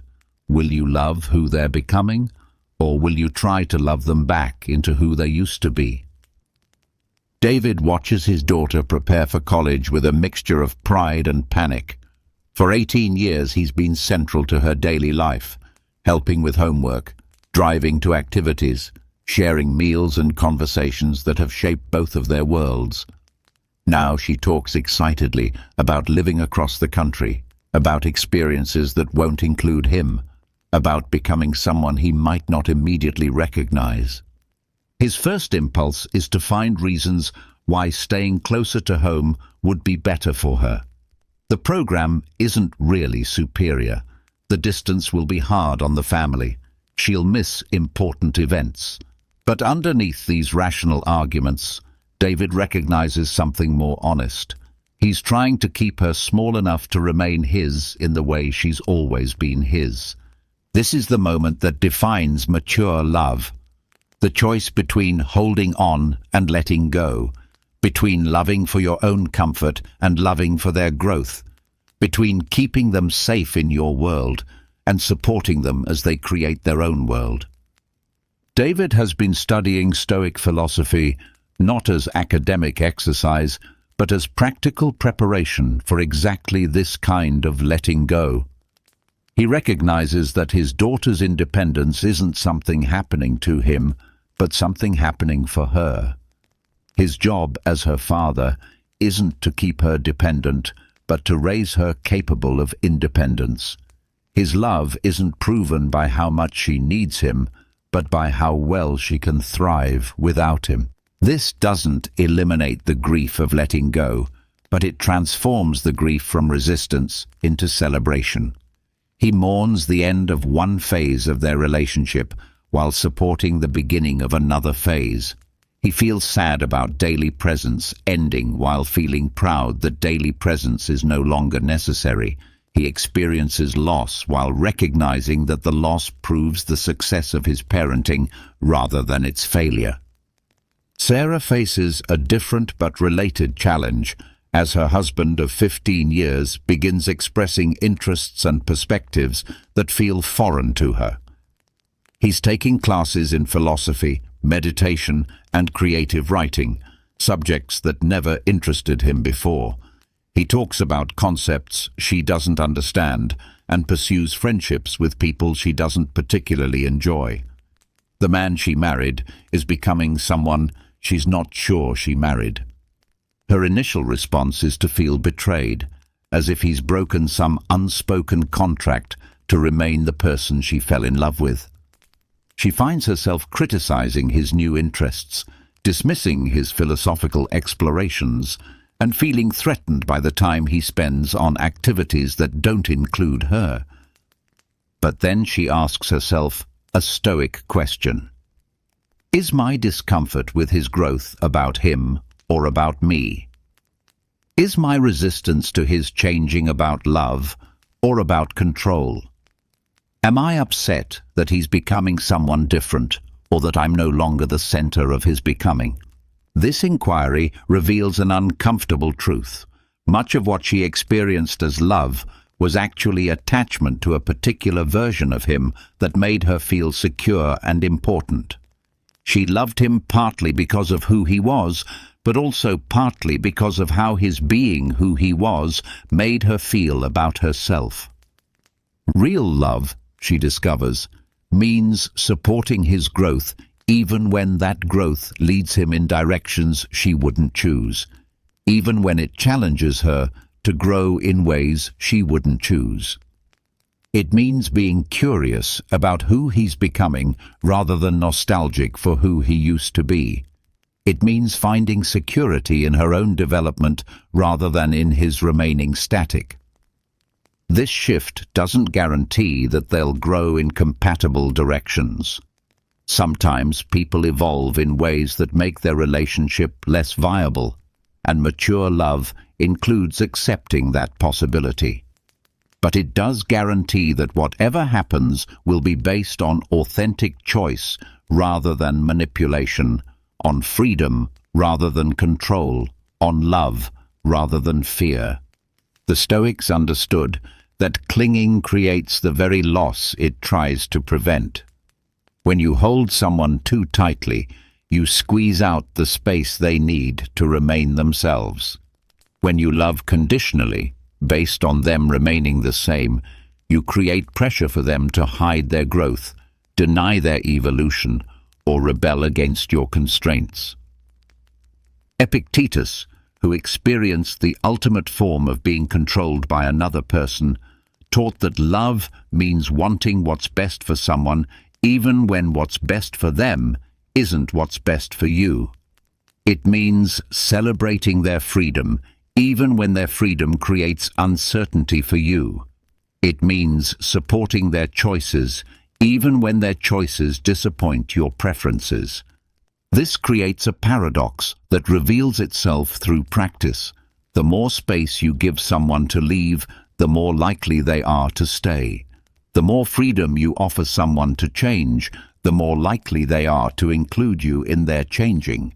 The more you love them for who they're becoming rather than who they've been, the more they can become themselves while remaining connected to you. But this requires developing your own internal stability that doesn't depend on other people remaining predictable. It requires building your sense of security from your own growth, rather than from controlling other people's growth. It requires finding meaning in your own becoming, rather than in preventing other people's becoming. Marcus Aurelius, despite holding ultimate political power, practiced powerlessness in his personal relationships. He loved his wife, children, and friends, while accepting that he could not control their health, choices, or longevity. He grieved deeply when they died, while not allowing grief to become bitterness about the temporary nature of all human connection. This is love without clinging, caring deeply while holding lightly, investing fully while accepting uncertainty, supporting growth while releasing control over the direction of that growth. It's the love that sets people free to be themselves, knowing that only people who are free to leave can genuinely choose to stay. In this freedom lies the deepest intimacy possible, connection based on choice rather than obligation, on appreciation rather than possession, on mutual growth rather than mutual stagnation. It's the kind of love that doesn't end when circumstances change, because it was never dependent on circumstances remaining the same. This is the love the Stoics discovered, love that doesn't cling because it doesn't need to, love that doesn't control because it trusts, love that doesn't possess because it understands that the best things in life can only be received, never owned. And in this love lies a joy that no loss can threaten, because it was never dependent on permanence for its existence. After the storm passes, something remains, not the absence of weather, but a deeper stability that was always present beneath the turbulence, waiting to be discovered. The trees that seem to bend beyond breaking find themselves still rooted. The foundation that felt so shaken reveals itself as solid. The peace you thought was lost was simply obscured by the noise of fighting what could not be fought. This is where the Stoic journey leads, not to a life without difficulties, but to a way of being that doesn't depend on difficulties disappearing.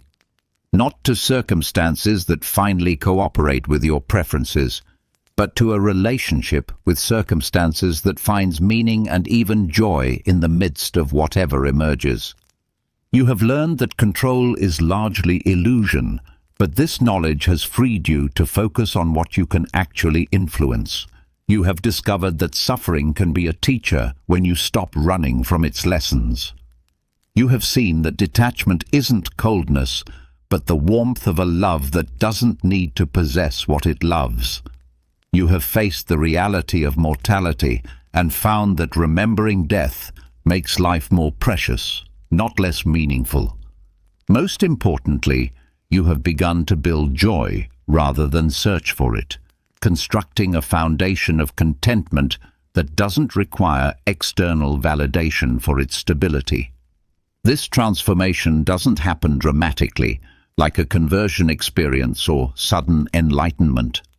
It emerges gradually, almost imperceptibly, through thousands of small choices to respond rather than react, to accept rather than resist, to focus on what's within your control rather than becoming consumed by what isn't. One day you notice that the traffic jam doesn't trigger the same frustration it used to. Not because traffic has improved, but because you've stopped making your peace dependent on traffic moving according to your schedule. You use the time to listen to music, practice breathing, or simply observe the world around you. The external circumstances remain the same, but your relationship with those circumstances has fundamentally changed. Another day, you realize that criticism from others doesn't devastate you the way it once did. Not because criticism has stopped hurting, but because you've learned to distinguish between feedback that serves your growth and feedback that serves someone else's emotional needs. You can listen to what's useful while letting go of what isn't, neither defending yourself against every negative comment nor accepting every negative comment as truth. You find yourself less anxious about future outcomes, not because you've become indifferent to results, but because you've developed confidence in your ability to respond skillfully to whatever results emerge. You still have preferences, make plans, and work toward goals, but your well-being no longer depends on those goals being achieved exactly as you envision them. The relationships in your life begin to feel different, more spacious, less desperate, more appreciative. You love people without needing them to be anything other than what they are. You enjoy their company without requiring them to provide something you lack. You support their growth without trying to direct the direction of that growth. This creates intimacy based on freedom rather than need, on choice rather than obligation. Work becomes less about proving yourself and more about contributing something meaningful. Success feels good when it comes, but failure doesn't destroy your sense of worth. You engage fully with professional challenges while holding your identity lightly enough that career setbacks don't become existential crises. Even loss, which still hurts, still matters, still disrupts your life, becomes something you can move through without being permanently broken by. You grieve fully without becoming trapped in grief. You feel disappointed without becoming defined by disappointment. You experience anger without being controlled by anger. This is not emotional numbness, but emotional resilience. Not the absence of strong feelings, but the capacity to feel strongly without being overwhelmed. Not detachment from life, but deeper engagement with life based on wisdom rather than reactivity. The quiet joy that emerges from this way of living is different from the happiness you used to seek. It's not dependent on things going well, though it's enhanced when they do. It's not fragile in the face of difficulty, though it's not immune to pain. It's not exciting in the way that getting what you want is exciting, but it's more reliable than any external source of satisfaction. This joy feels like coming home to yourself after a long journey of looking for yourself in other places. It feels like discovering that what you thought you needed to find was already present, waiting to be uncovered beneath layers of anxiety, striving, and resistance to what is. Marcus Aurelius described this as living according to your true nature, not the nature that wants immediate gratification, external validation, or control over outcomes, but the deeper nature that finds meaning in virtue, growth, and service to something larger than personal comfort. When you align your daily choices with this deeper nature, satisfaction emerges naturally as a byproduct of integrity rather than as a goal to pursue. Seneca wrote about this as the difference between pleasure and joy. Pleasure depends on external conditions, good food, beautiful weather, favorable circumstances. Joy emerges from internal conditions, wisdom, virtue, acceptance of reality as it is. Pleasure is temporary because external conditions are temporary. Joy can be permanent because it's based on capacities you can develop and maintain regardless of what happens around you. Epictetus taught that this joy is available to anyone willing to do the work of developing it, regardless of their circumstances.